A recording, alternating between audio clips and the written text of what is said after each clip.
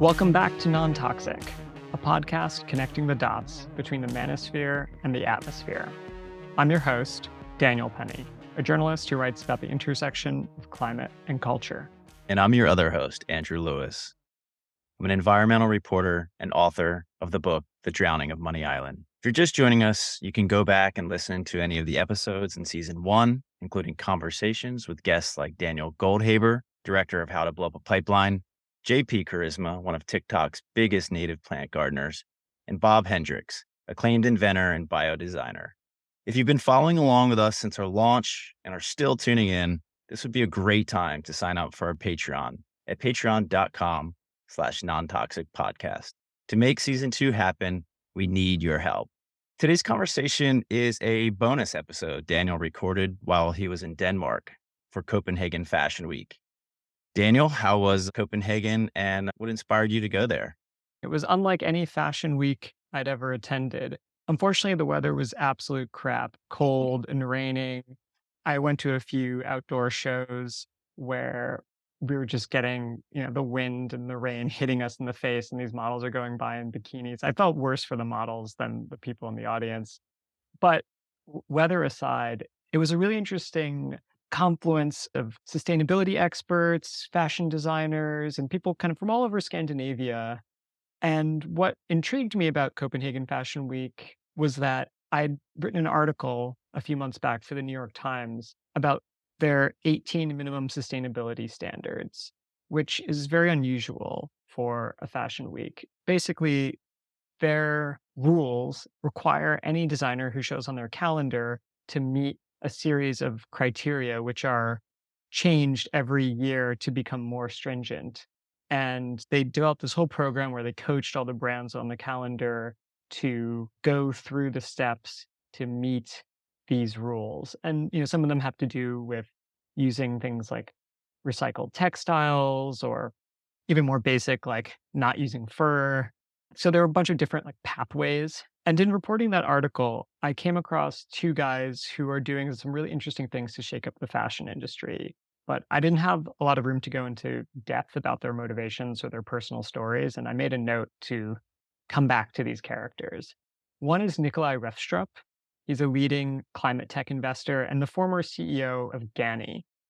And here's a clip of Nicolaj. There's constantly the risk of being called out for greenwashing, no matter what your intentions are, right? I never wanted us to be positioned as a sustainable brand because I thought that message would be diluted ultimately or over time, because forever I was expecting this to be kind of, as I said, a license to operate, right? I would think this would have been something that politicians had requested by any fashion brand years ago. So Copenhagen Fashion Week, is it the only one that has these really high standards of sustainability out of all the other fashion weeks in the world? Well, there are a lot of voluntary measures that other fashion weeks like Milan and London and New York and Paris are all promoting.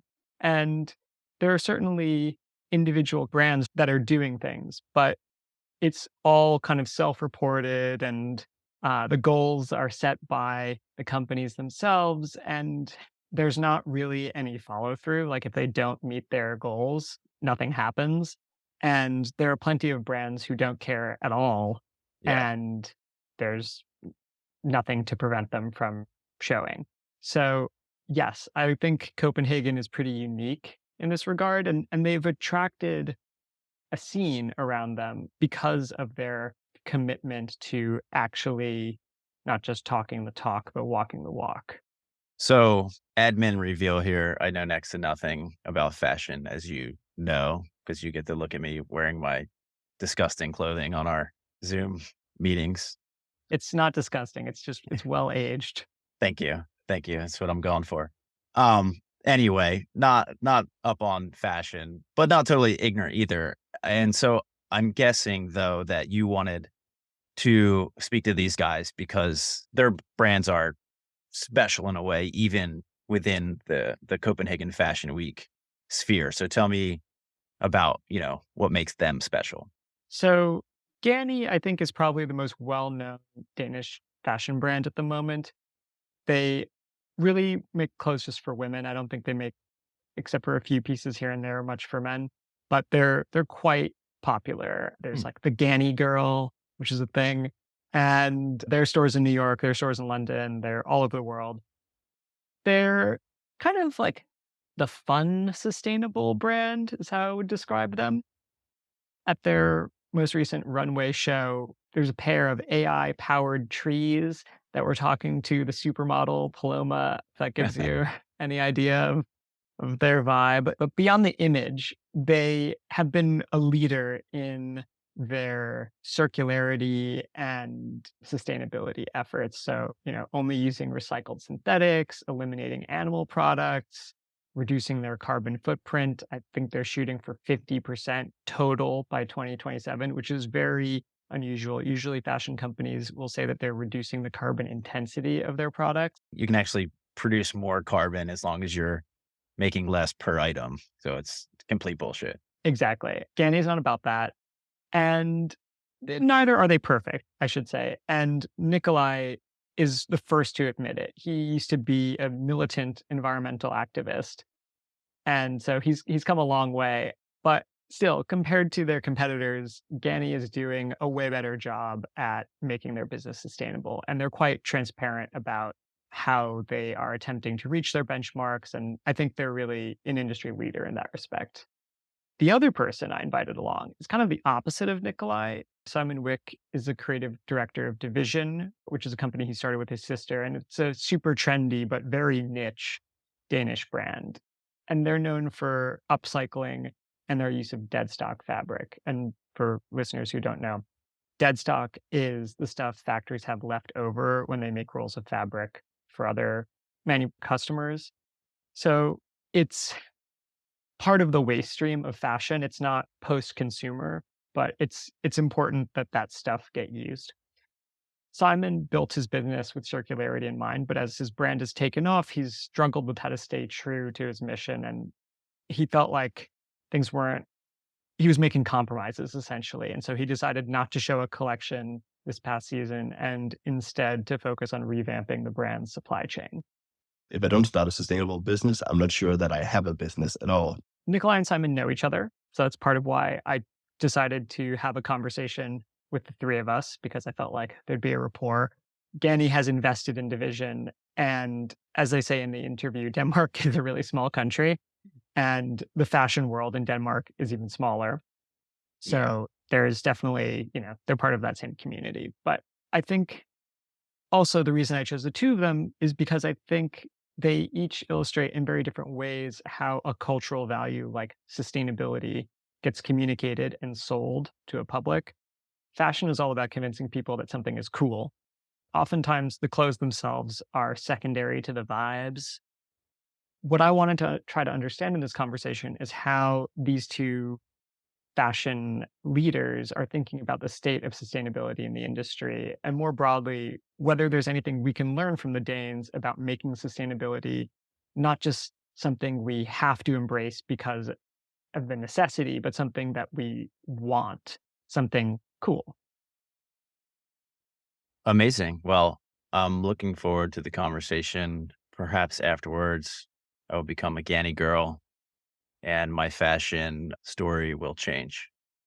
I'm looking forward to seeing you in some of those fits. Can't wait. Here's my conversation with Nicolaj Reffstrup and Simon Wick.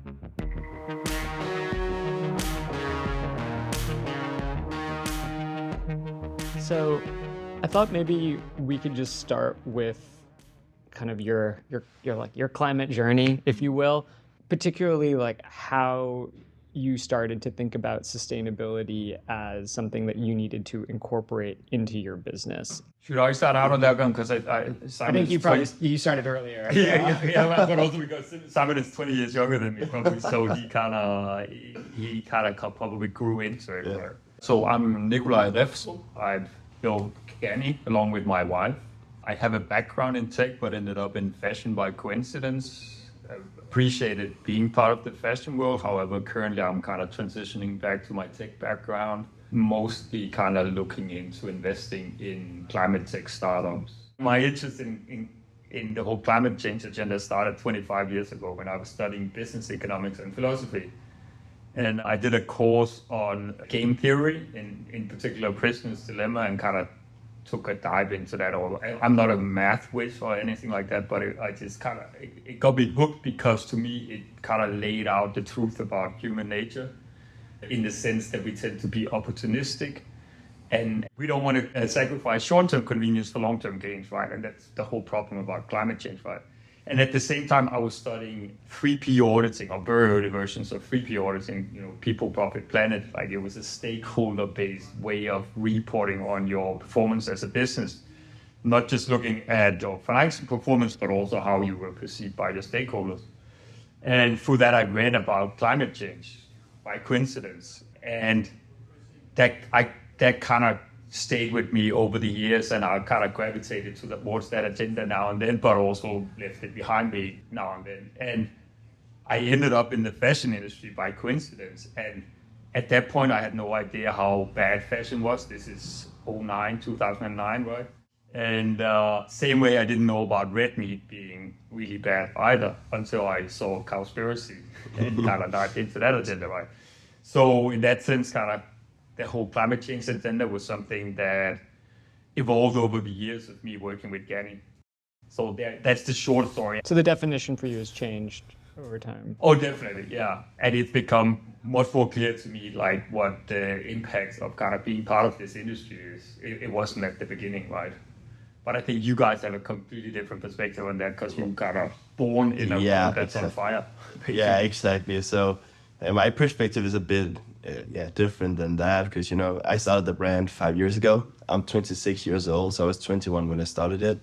And I kind of grew up on, with the knowledge that making clothes isn't like what you should be doing if you want, a greener world in that sense. Like we have more than enough clothes there's already more than enough clothes being made to sustain, the full population of the planet. So I think I come from a more like entrepreneurial background, thinking I've always wanted to start something that's my own, but I have no formal education other than high school. Ever since I was super young, I started, flipping clothes, right? Like out of my bedroom when I was 13 and really getting into the fashion business like that and working as a model and working as an assistant to designer, warehouse boy, all those kind of early steps in the fashion business. And I saw what it was and how clothes were made. And I kind of, realized that it probably wasn't the most sustainable way that you make clothes now. I learned that when I was working as a designer.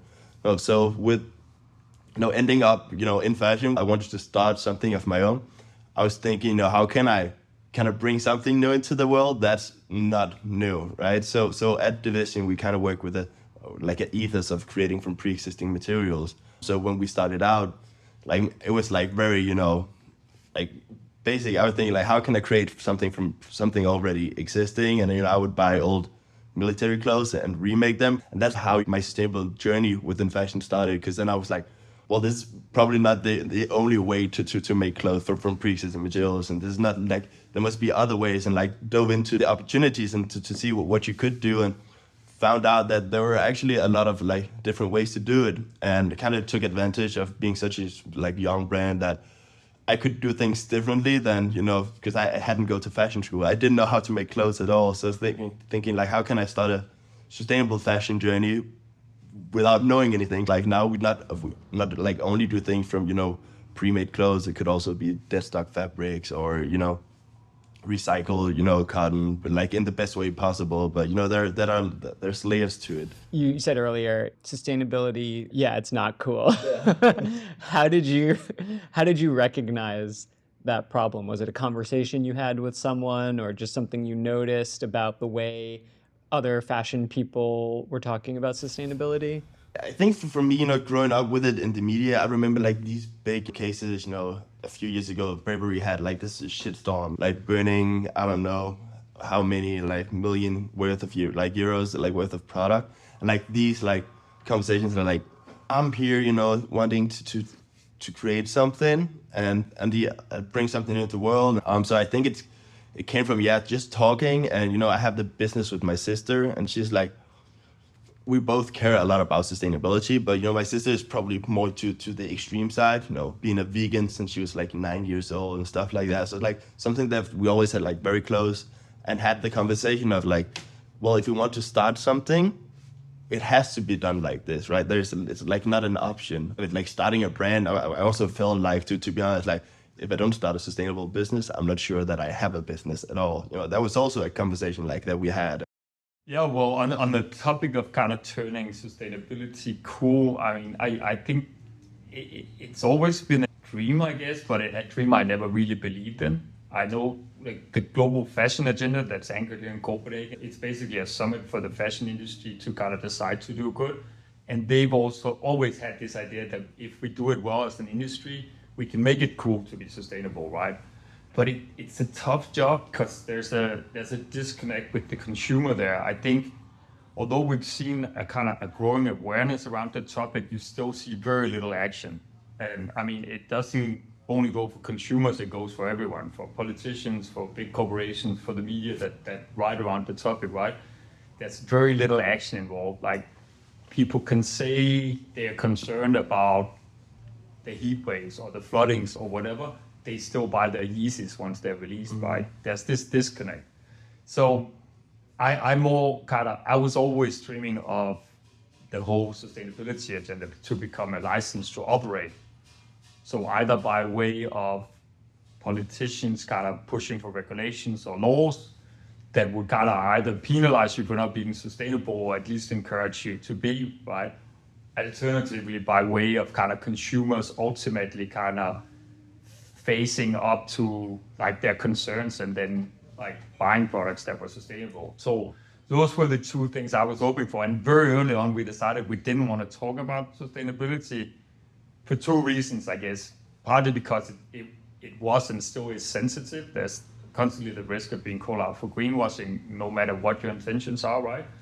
But also because I thought it would be, I never wanted us to be positioned as a sustainable brand because I thought that message would be diluted ultimately or over time, because forever I was expecting this to be kind of, as I said, a license to operate, right? I would think this would have been something that politicians had requested by any fashion brand years ago. So you expected this to have been worked out on a policy level already? Oh yeah, big time. I never thought we would take it this far without somebody taking action. But hey, I mean, I'm the biggest hypocrite myself. Like I realized I'm totally a product of the system. I contribute to the system, not just as a fashion buyer, but also as a person that goes to Mallorca on vacation with my entire family. Or, I mean, there's so many things I've given up on. I mean, for a while I tried to live like in a climate-friendly manner, but I somewhat gave up on a lot of those hopes. Yeah, I mean, it's not up to like an individual, and despite your best intentions, it can be very difficult to live this monk-like existence amidst everyone else buying in a frenzy. Yeah, totally. I mean, I had a principle that I wouldn't buy clothes, for instance, which is somewhat ridiculous, but I maintained that for 6 or 7 years. But like, that's pretty good. Yeah, that was pretty good. That's a long time. But I had a lot of friends that would hand me clothes, or I'd wear kind of stuff that were like promotional clothes and stuff like that. Anyway. I see. So you had some cheats. Yeah, totally. And then 2 months ago, I was invited to a big birthday party, and I was like, man, I'm giving up. They can't see me wear the same outfit for the 10th time. I've had it like for weddings, for birthdays, for christenings, for everything, right? So I gave up. But again, also because you're not really making any impact through your kind of buying behavior, like not on a bigger scale, right? You need somebody else to solve the problem. You're listening to Non-Toxic. If you've been watching the world burn this summer and have been getting something out of the thought-provoking conversations here on the pod, and you haven't signed up yet to be a patron, now is the time. Andrew and I have been doing this essentially on our own steam, but we can't do it alone. If you want to help make Non-Toxic Season 2 a reality, head over to patreon.com/nontoxicpodcast and sign up today. And if you'd like to wear your support for the show, we've just released a limited edition batch of Non-Toxic t-shirts in collaboration with with a sustainable denim brand, Amendi. We're running out of stock, so if you'd like to order one, send us a DM on Instagram at nontoxic_podcast. Thanks for listening and help support the show. Back to my conversation with Nicolaj and Simon. I want to talk about business a little bit. One of the questions that any sustainable business has to deal with is the problem of growth. On the one hand, just getting people to continue buying your stuff so that your business grows and you don't fold, but also the problem that growth presents, which is that the more stuff you make, it's very difficult to not also then be producing more carbon emissions and other negative externalities. How do you grapple with growth in your business? They manage, a bit smaller scale, since I'm not at the point where it's becoming a big problem, but we can feel it already, right? Just from, let's say 10 doubling the business size over the past 3 years, the issue is becoming bigger and bigger. For us, we were used to working with dead stock, so buying the leftover stuff means, there's only X amount left, right? And we can't really go out and produce anything new because that's what we have. And yeah, we have to, let's say, to make 200 and there's ordered 300. What do we do? How do we fix that, right? Do we kind of go out and say to the buyers, well, you can't have any more, or do we find a different solution, or how do we tackle it? And that's one of the biggest problems that we're facing in right now. Also, I feel like working with dead stock is also, something it's a weird field in fashion because, dead stock, it's kind of hard to backtrack. So, I feel like every time, you can't trace it. You can't. You can, but every fabric supplier could tell you this is dead stock. It's just been laying here in the warehouse. It wasn't sold last season. But how do I know that it actually wasn't just overproduced for them to use it? So when I ask them for fabric next time, well, if I needed 500 meters more, they suddenly have it. It's a gray zone. I feel like it's super interesting. That's a really good point. Yeah, so working with dead stock and seeing the growth. Well, when I ask the suppliers, well, they can always find more dead stock, right? But how do I make sure that it is actually dead stock, and taking those things into mind. Also, growing also means growing your whole range, and getting into new categories, and sometimes having different price points, right? So in the beginning, it would be cool for us to just do this sustainable product where a code was, let's say, 500 euros. But all of a sudden, as you grow as a brand, well, you need something for everyone. And it's not possible for me to produce another jacket that should be 200 euros, let's say that, with the same sustainability requirements as the ones at 500. So how do we cope with that all the time? Sometimes you just have to either find the most sustainable or responsible solution that you can see yourself doing, or sometimes you also just have to be clear and be well, I can't do that at all. It's not possible for me at this point, at least. The dead stock conversation reminds me a bit of Ganni uses a lot of recycled materials, especially recycled polyester, and I know that there's huge demand for rPET in the fashion industry. Do you encounter this in your sustainability work for Ganni? I mean, we face problems like that every day. As a matter of principle, I lean more towards just taking action and make mistakes along the way, because we're in a situation right now where we can't have perfect as baseline, right? Because that causes a lot of inactivity. And that I see as the biggest problem across the industry. Lots of promises, lots of words, but very little action. So, caught up between a rock and a hard place, I'd rather just be the one taking action than not doing anything because I wanted to wait for the perfect solution. But problems like that, I'm faced with them every day. Yeah, and the whole growth versus degrowth discussion is the biggest conundrum for me, really, because I see that also as an investor in innovative new climate tech startups, right? That if you don't have financial prosperity, and that comes with growth, right? You don't have the financial means to invest in the green transition, right? And that's why we're all hypocrites somehow. I am definitely, because you are kind of part of that system. And I can't see us kind of going through a green transition without prosperity. Because it's very capital intensive. Insanely capital intensive. And I think what we've seen the last year or two is also that people kind of backpedal from their promises, right? Or their ambitions on behalf of climate, whether that's carbon or other parts of running a responsible business, right? And a lot of that is due to kind of financial hard times that we're seeing at the moment, right?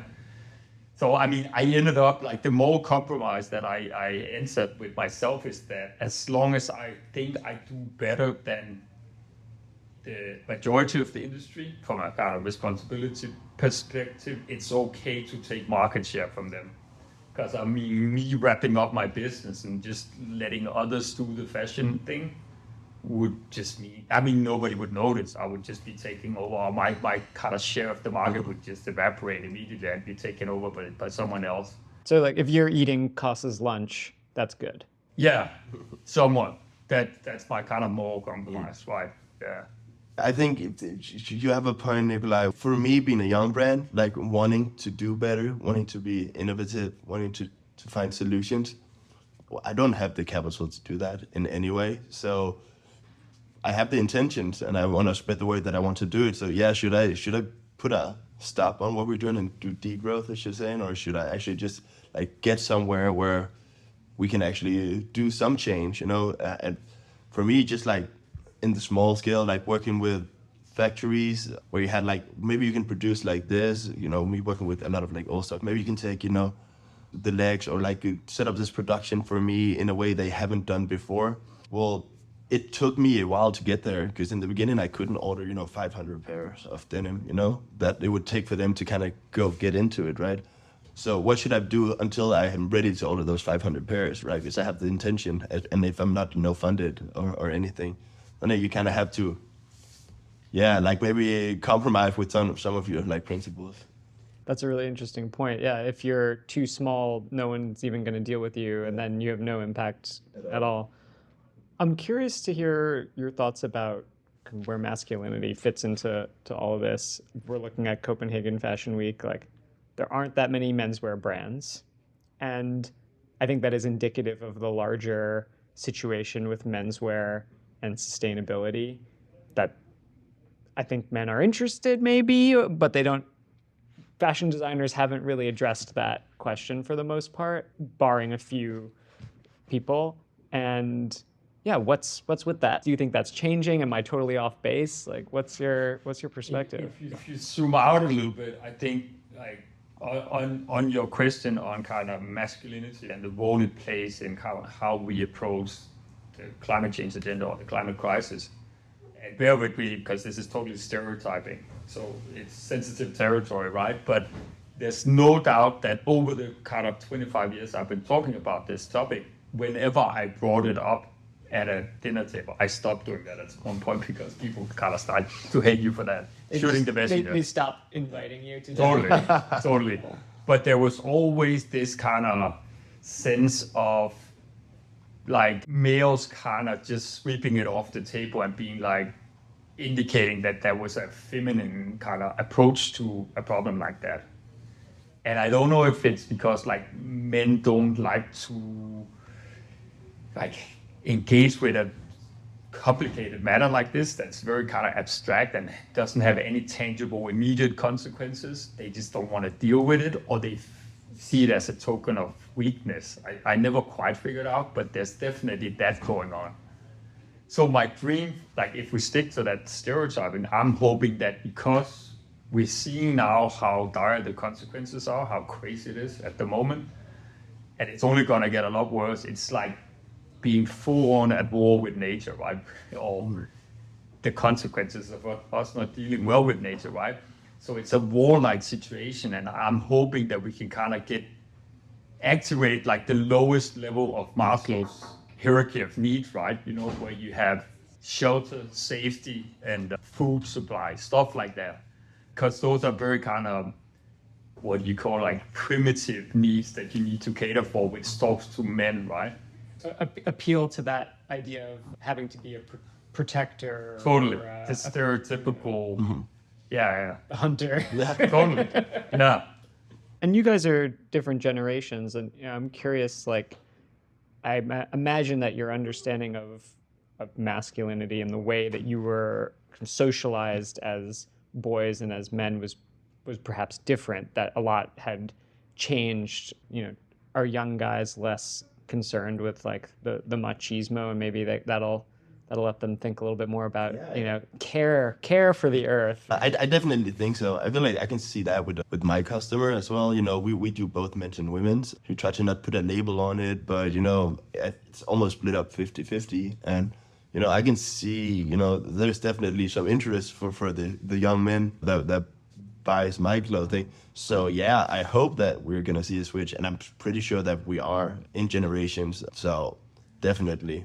I totally love that too. I mean that I don't know what you want to call it, flexibility or fluidity, or like the independence that's kind of gone into how you dress and how you identify yourself or perceive yourself for that matter.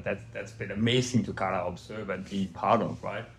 However, I sometimes wonder if that perspective is a little bubblish, in the sense that it's probably smaller circles than what you think of. Like when I read the news, like the political agenda in the US, for instance, it's somewhat scary what the majority of people think, right? So sometimes we're also a little bit in an echo chamber doing what we do in fashion, right? It's true. Yeah, fashion people are particularly expressive and experimental when it comes to gender, and that might not reflect the larger population. Right, and although we're obviously a much bigger business than Simon's, but like we are also small in a bigger context, right? So let's say we are a $200 million business, but that's like a drop in the ocean of the global fashion industry, right? We still cater for a very niche audience globally. I'm curious to talk a little bit about like the Danishness of all of this, which maybe as Danes, it's hard for you to even perceive because that's just the air you breathe and the water you swim in. But I think Denmark is pretty far ahead compared to many other places when it comes to sustainability and integrating sustainability into not just fashion design, but like every aspect of the way people live, like cycling, diet, public transportation, infrastructure, like all these things. And obviously Denmark's a rich country, so that helps. But I'm just curious, like, are there other cultural values that you think are making it like a faster transition to like get on this sustainability thing? It can easily become a little sensitive, but kind of bear in mind that we're a very small community, right, of roughly 6 million people. It's extremely homogenous, right? We're very much alike. There's a huge degree of trust in the society. There's a very kind of, we instantly kind of understand and thus trust each other, right? And because there are these similarities, how morale is based on a principle of proximity, right? And because we're kind of alike, close-knit, small society, we then tend to share the same sense of morale, right? So there's a lot of kind of looking after each other somehow that's built into the society, right? And that means we have a low degree of like nepotism. We hardly have any corruption. We also kind of have built a very efficient society where you make a lot of smart decisions because it harms you if you don't look after your neighbor, right? It's a very small place. And a lot of that kind of comes out in the way we approach sustainability. However, over the last few years, we've made a lot of like empty promises. Politicians have put out audacious goals, but we've seen very, very little action so far. So we also have that going on in Denmark. We're not that different from the rest of the world. I want to end with a note, I guess, of forward thinking. What is next for both of you in this journey or process? I know, Simon, that division kind of went on pause. You closed the store. You decided to skip the show this week. Like, I don't know how much you can say, but like, what's going? Because I sense that there is some sort of transformation happening. Yeah, definitely. It's been a conversation about actually like for us like finding our core values that we started the brand on and like try to stick to them without it going too fast. Well, the fashion industry is a very fast-paced industry, and it's about more at a pace that's insane. You know, it's like once you start, you know, you go from one collection a year to two collections a year, and when that goes well, you do four, and then you do eight, and then you don't do anything else than producing new clothes and samples and just like, and that's not like what we came from. We wanted to do better and make better product and like keep in our, you know, path like clean in a way that we could like look ourselves in the eye, and we kind of got on a sidetrack of that. So yeah, we skipped the show this season. We just closed down our store because, you know, we caught ourselves in a situation where we couldn't really look ourselves in the eyes in terms of what we were doing, you know, and how we did it. So going forward, it's not like we have stopped at all. Like we're still working on a lot of things, but we just want to do better and maybe on our own terms. So what does that look like? That's like much more, you know, lesser collections, definitely, and just, you know, getting more in depth with our productions. It's still gonna be the same division, just better, and just like setting up, you know, supply chains that can kind of do what we want to do, working a lot with upcycling and reconstruction and like stuff like that, where we have just like kind of forced a bad product out of that sometimes because of the pace was like whipped like on our back from our different, you know, partners. I think my end goal for the brand is like kind of to inspire the more, because to, you know, a more responsible fashion business. I know I can't do, you know, the change at all. You know, it's a drop in the water. It's not even a drop. It's, you know, from the amount of clothes that we produce. But if we can start the conversation. It's not just about materials. Like I think, you know, you're in the business of culture, and culture transmits values. So, you know, don't sell yourself short. But I mean, I love this idea of us kind of installing in people a belief that you can do better, right?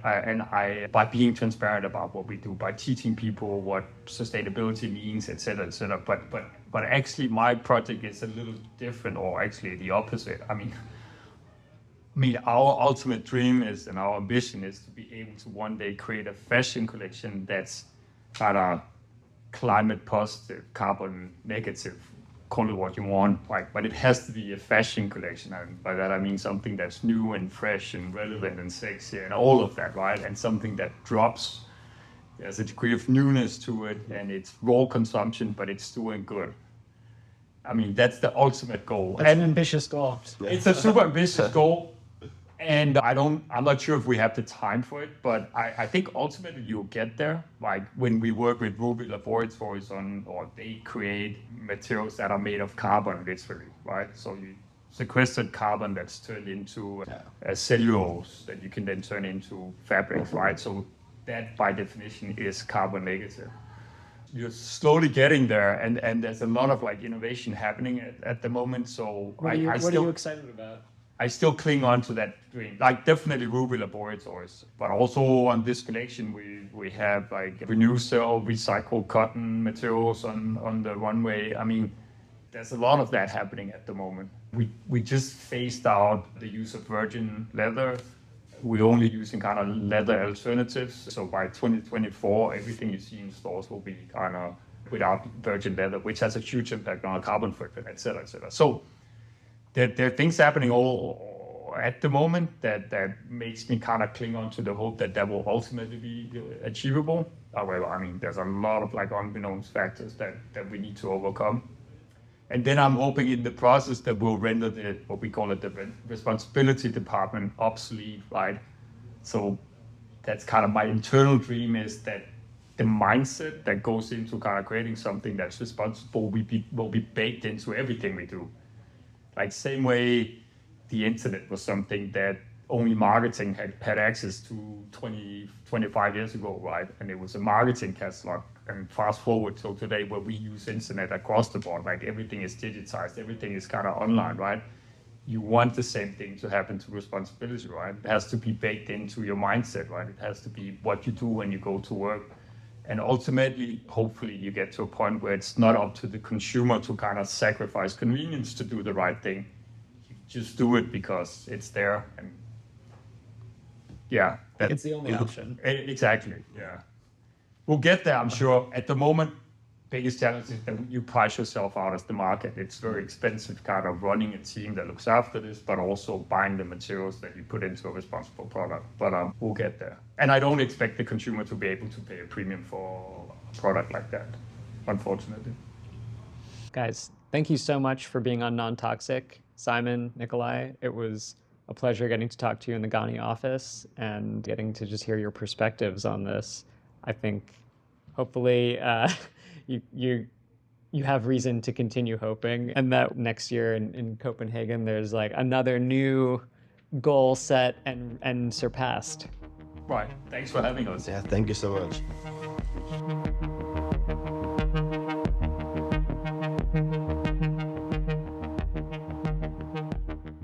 Daniel, I learned a lot there with regard to fashion. My journey is continuing onward. Nikolai is an interesting guy to me. I appreciate his honesty, especially throughout this and talking about the difficulties that he's faced as a brand. But what I think is interesting is this tough place that I think he finds himself in as the owner and operator and creator of a fashion brand who wants to do good and yet has to think about all of these external social and political factors going on in the world of fashion and clothing design. Yeah, I think Nikolai is acutely aware of the position that Ganni is in as the kind of poster child in not just Denmark, but in the larger fashion industry for what a medium-sized sustainable brand might look like and how it should operate. And they're constantly getting accusations of greenwashing leveled at Mm, them. And yeah, I think he's intriguingly candid. I don't think yeah, I've ever met a fashion industry leader who is as blunt as he is, and I love it. That's why I wanted to come back to that conversation. And I think, Simon too is very honest about the trade-offs that he feels like he's making. And, there's that part in the conversation where he talks about the factories requiring a 500 piece minimum order. yeah, And, he wonders aloud, like, well, should I just do nothing? And Nikolai kind of echoes that sentiment as well, that like they're in a market and their competitors are trying to take their market share. And so they sort of feel like, well, I'm doing it, I'm at least doing it better. I don't know if I totally agree with that reasoning, but I understand the perspective for sure. yeah. I guess the question is, you know, they are leading by example in a way, but what are the costs of that? Like, can a can a big clothing brand ever really be sustainable, or is it going to take people like Nikolai to sacrifice, yeah, and Simon to sacrifice, aspects of their brands to basically prove a point in a way? It's so tough. And that's not just not to like point the finger only at them, it's all of us. We are always creating and demanding more stuff that we actually don't need more of, so it's to be in the business of creating that stuff, it just must be difficult. Yeah. One thing that was really interesting when I was at the office, they don't serve meat in their cafeteria. And this is something actually I didn't know about, that in Denmark, it's considered expected that if you have a company of like 20 or more people that you serve them lunch. Nice. Yeah. But Nikolai was saying, like we haven't served meat at a Ganni event in years. Like I wouldn't even think of it. It's Yeah. it's almost inconceivable at this point.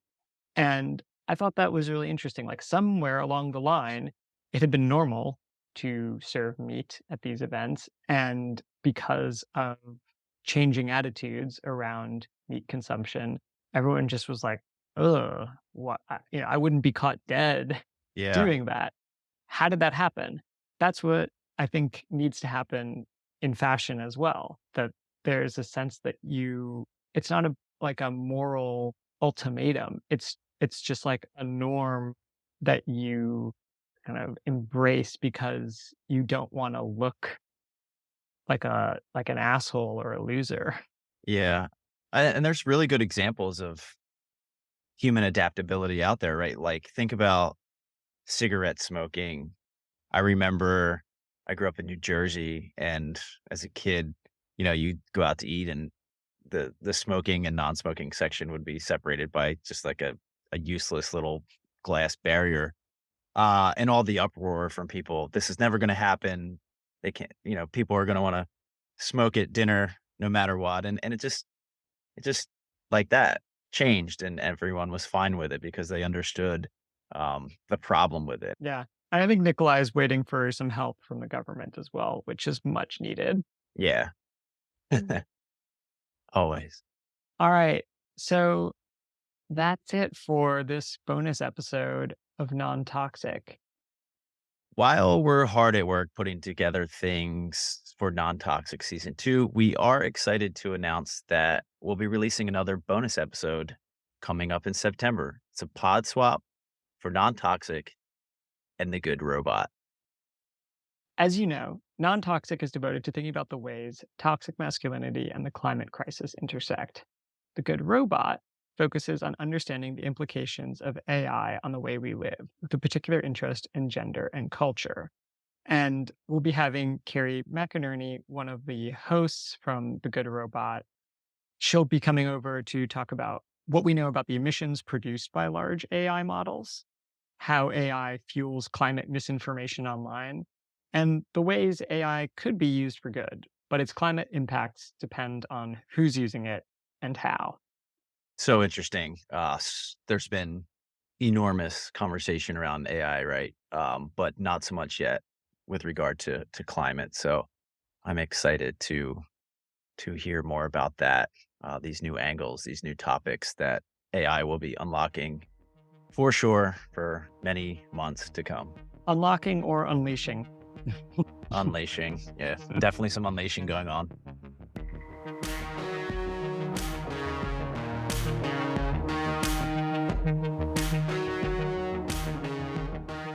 All right, and that's it for Non-Toxic.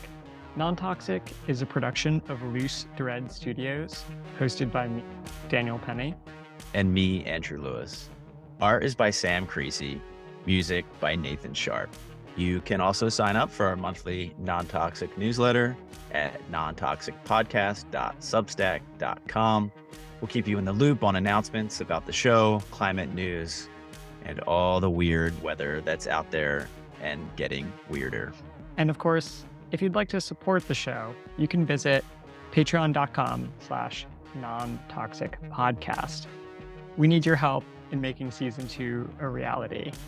And if you want to spread the word about Non-Toxic, the best way to do that is to rate and review and to tell somebody you know about it.